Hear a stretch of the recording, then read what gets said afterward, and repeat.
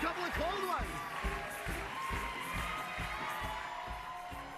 To Coldplay, nonetheless. Some familiar faces of late-night TV there, including our very own Anderson Cooper, for Stephen Colbert's first show since CBS made the shocking move last week to cancel The Late Show.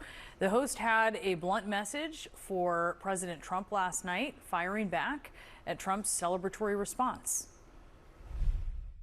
On Friday, Donald Trump posted, "I absolutely love that Colbert got fired. His talent was even less than his ratings." How dare you, sir? Would an untalented man be able to compose the following satirical witticism? Go yourself.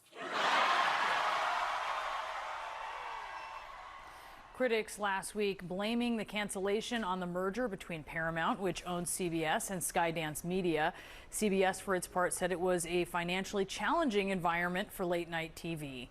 I want to bring in comedian Pete Dominick now for more insight. He was the former warm-up comic for Stephen on the Colbert Report. He's also the host of the Stand Up with Pete Dominick podcast.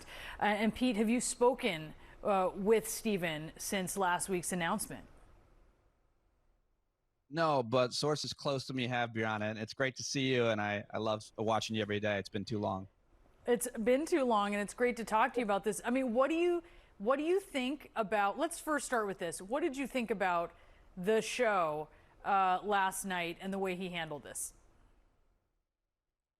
I mean, I predicted it the day before right here on CNN with your colleague, Abby Phillip, and Laura Coates. I said he's going to go scorched earth. And it's exactly what he did. It's exactly what he did. It's shocking to me that somehow contractually they're letting him stay on. I think they just don't want to take a black eye, the network.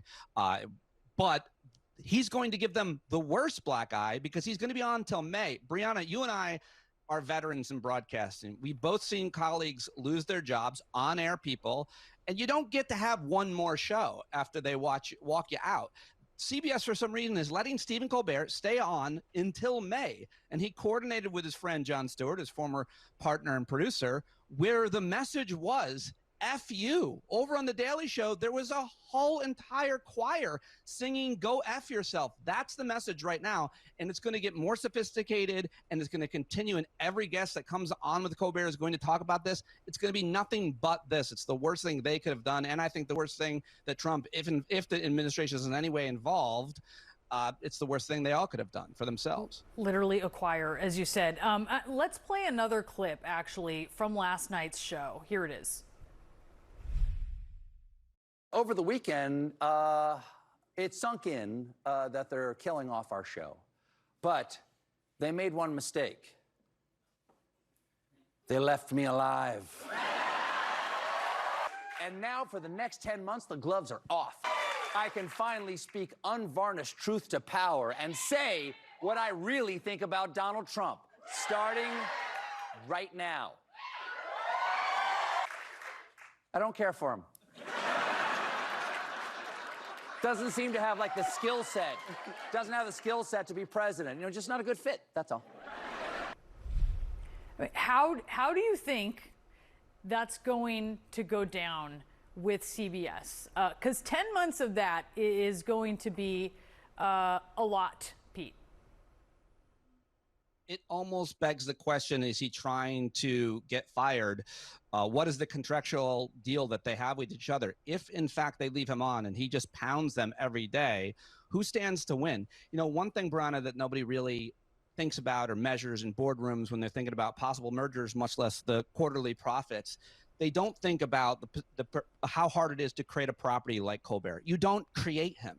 So you could give anybody else $1 billion to have a similar show. They'll never do what he does. And I know you know this, Brianna, because either you know Stephen or you know people who does. His reputation amongst people who know him, and that's hundreds, if not thousands of people who know him well, is his actions speak louder than his words. Stephen Colbert is not only one of the most brilliant people in all of comedy, he's spoken truth to power his whole career. You remember when he put himself on the map, burgeoning his image, speaking truth to power right to the President of the United States, George W. Bush, at that correspondence dinner in 2006, made him famous. Every night at the Colbert Report, people asking that question. I watched them. What about that? When you spoke to Bush that way, he's always done that. He'll continue to do that. And people realize that the man is so much bigger and better than this, and that value you can't create. He supported, a lot of people don't know this, during the writer's strike and during the pandemic, Stephen and his amazing wife, Evie, they're so generous, they took care of a lot of people. If a staff member lost a loved one, they took care of them, Brianna. You can't recreate that in a boardroom. You can never create this value. So whatever Stephen does next is going to be better than everything he's done before, and he's done it all.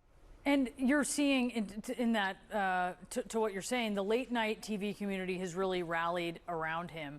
Can you speak to the message they're sending, not just, right, all kinds of folks, and certainly those in comedy? Can you sort of talk about the larger picture to me? Because there is a lot of money in comedy. And I wonder, as you see allies of Colbert's sending this message to the networks, how comedians are feeling pressure as they feel certainly that this may not have just been a financial decision. I mean, it's the most important question. I'm glad you asked it, because the broader community, the comedy community, matters so much here, and entertainment community and journalism community. And you well know it's the same rule that journalists have, that comedians have, and I as you know, straddle both of those, I think, titles. And it's scary to think that government could have any interference on what we say or what jokes that we make. This is the least American idea, and conservatives and liberals in this country have always agreed on this. But this is fascism. We know exactly what this was when the government puts its finger on the scale because it doesn't like a comedian in this case. When they come for comedy, who is next? And so I think when they come for the most influential, most popular, which is Stephen Colbert, of course, all of the rest of the comedians, even if they didn't like Colbert, and believe me, everybody likes and respects Stephen Colbert in the entire comedy community, even if they didn't like him or will like what he said, they know it means they could be next. And when government comes for comedians, that's a very bad sign, and we're not going to stop. I promise you that. Yeah, well, comedians certainly known for being outspoken. Pete Dominick, thank you so much. It's so great to see you, and it's great to have you on. Thanks for being with us. The great work.